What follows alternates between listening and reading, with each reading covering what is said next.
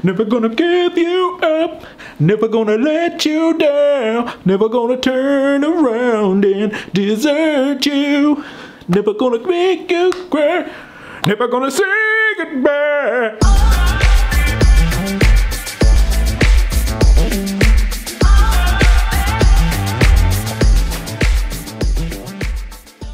Hey guys, it's Chris with Tech5, and today we're going to be doing our 1 month review of the Oculus Quest 2. Now, it's been about a month's time since we've been using this unit, and I think it's time to give you guys an updated review on it and let you know what my thoughts are after a month's time. So, strap in, stick around, let's look at it. For those that may not be aware, Facebook released the second iteration of their successful standalone headset, the Quest 2. When it was being rumored to exist, it took the community by storm, as it was being boasted as a far more powerful headset despite the original Quest being so widely accepted. This headset has certainly shook up the market, and some of those reasons are good, as it usually goes, and some of those are bad, which we'll discuss. One big bonus to Oculus Quest was the price. Starting at $300, this was an absolute shocker, as the headset is powered by the XR2 Snapdragon chip, which is one of the most powerful chips to date. It was estimated that this headset would cost about $600, but we were pleasantly shocked. That's not to give false narrative that everything is great with this headset, but I also don't want to give you the wrong impression either, because overall I love my headset. However, everything can be improved. There's a reason as to why Facebook was able to achieve such a low price with the Oculus Quest. One of those reasons being the head strap. Even though this head strap is more comfortable than the previous Quest, there's an asterisk attached to the comfort level, followed by another asterisk to the current solution for that. The stock strap that comes with the headset is just a regular elastic band that works well enough, but can get a little bothersome after about an hour of playing. This was obviously a known issue by Oculus because they provided the option to buy another head strap right alongside the launch. The Elite strap was sold for an additional $50, and from my personal experience, you may just quote the starting price at $350 because you're going to want the higher end head strap.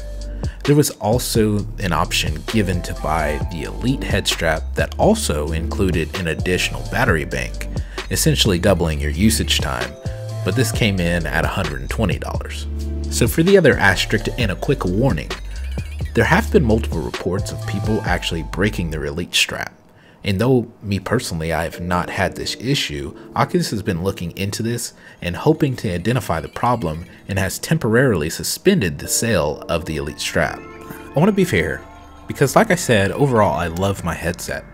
The Elite strap is pretty great, and I can easily wear it for the full duration of the 2-hour battery life that I have with the stock battery of the Quest.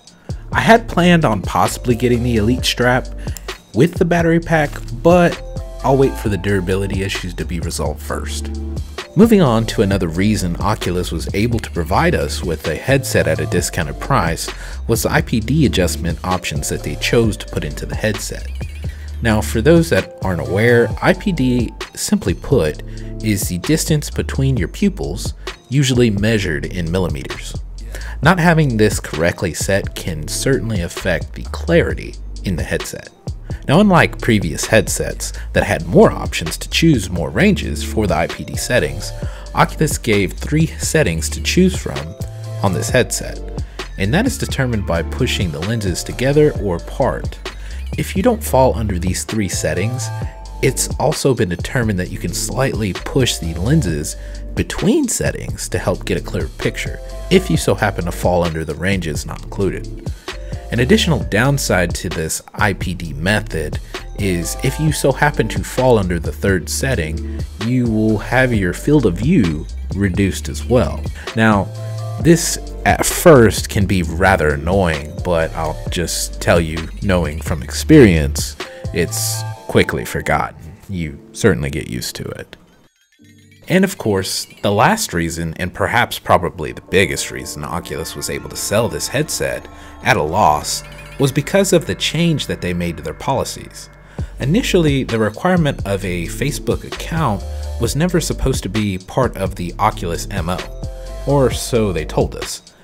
But with the release of the Quest 2, policies have taken a complete 180 and are now requiring Facebook accounts to be merged with your Oculus Quest headset. Now, for a lot of people, this is a big no-no, as there are concerns with privacy because it is no mystery that Facebook harvests our data and sells it. Because of this, a lot of people were fairly upset, but these culminations of reasons are why we were able to have this pretty great headset at a fairly low price. I don't really care about the data thing personally. If you have Facebook on your phone, they're essentially doing the same thing anyway. Facebook actually decided they were no longer going to be making any more PC-only VR headsets. The Rift S is the last one that they'll be making or have made and will be discontinued shortly. And to that, I say, Rift S was trash. And I'm sorry if you have one, but it is what it is. I had it too, okay? I had it too, so I relate. We both know the problems it has with the tracking that you had to turn the PC off for. You know what I'm talking about, okay? And it pisses you off too. So I'm right there with you. We're both mad about it. Now that I've gotten all the annoying things about this headset out of the way, it's time that I gave it its due praise. Now, while this headset is a standalone headset, it does have the capability of being a PC VR headset as well.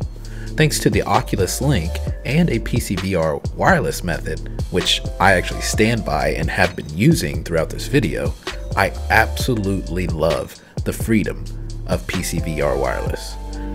I love it so much to the extent that I've never even given the Oculus Link a thought. I've never had any desire to use it. I've never used it. I've never needed to. I am able to play every single VR game with fantastic graphics and little to no latency through the Wi-Fi 6 capabilities of this headset.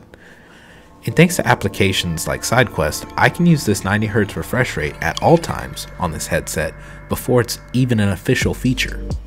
I did a video in regards to SideQuest if you're interested, and I'll leave it in the description if you want to check it out. I know that there are a lot of headsets that can beat out the Quest 2 in a tethered scenario, such as the HP Reverb 2. However, there is no headset right now that offers this wireless experience right out of the box. For that, I place the Quest 2 in a league of its own. It's a true switch hitter VR headset. With near 4K resolution and 90 Hz refresh rate capabilities, I can't in good conscience make too many complaints. The audio is an inside-out method similar to the Rift S and the original Quest, and honestly seems to work just fine. If you do want to amp up your immersion, you can always plug in some headphones and be on your way. The microphone has gotten some quality improvements and is a solid component, so there's no complaints in this arena at all. The controllers, in my opinion, are far better than the Quest and the Rift iterations. These controllers feel overall more reliable and sturdy and really give me a sense of security as they fix the issues with the battery covers flying off every other minute.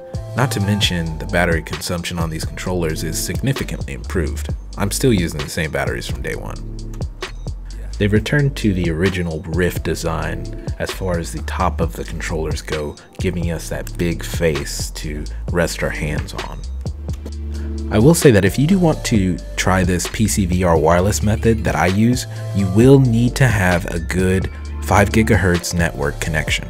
I'm right next to my router, so I have no issues at all with this method, but I just want you to be aware of that if you think that this headset is the one for you because you want the PC VR wireless, but you can't actually get it if you don't have the proper connection, so just be aware of that. Now, one last mention. There are two different versions of this headset. One version has 64 GB of storage at $299, and the other has 256 GB of storage at $399. If you're like me and you just do PC VR wireless, there's really no need for the higher storage unless you have plans of hauling your headset everywhere. So it's really worth pointing out that the potential value per dollar on this headset is currently completely unmatched. all in all, if you do have that big of a problem with these data collection issues with Facebook, your best course of action is to probably just stay away from the Oculus headsets. There's really not too many options out there other than that, unless this jailbreak gets official. So I would probably just think to looking somewhere else if you were that worried about it. So this week was actually a special week for me. I actually got my first pledge on Patreon, and I was really grateful to see it. It was a complete surprise to me. I didn't expect it, and I wanted to give them a shout out and show my appreciation for it because I'm really grateful for that. I'm grateful for all the support. I really do appreciate it. So I wanted to put his name here. I wanted to tell him thank you. So thank you, and I appreciate it, I really do. Now, that's gonna do it for the video. As always, if you have any concerns, questions, confusions, whatever it may be, please don't hesitate to ask. I don't mind helping. I really don't. I'm really trying to build something for you guys here, and I hope y'all want to be a part of it. A simple like, share, subscribe, comment, whatever, goes miles and miles for the channel. It really does. It helps me out a ton. Now, if there was something you didn't like, thought I could have done better, whatever it may be, please go ahead, feel free, leave a thumbs down. But I just ask you, let me know what it was that I did that you didn't like or thought I could have done better so I can improve. I believe in trying to do better and improving, so just please let me know. With that said, I hope you can like, I hope you can subscribe. And if not, I hope to catch you in another one. And remember, it's a vibe, a tech vibe. Specifically, we'll see you.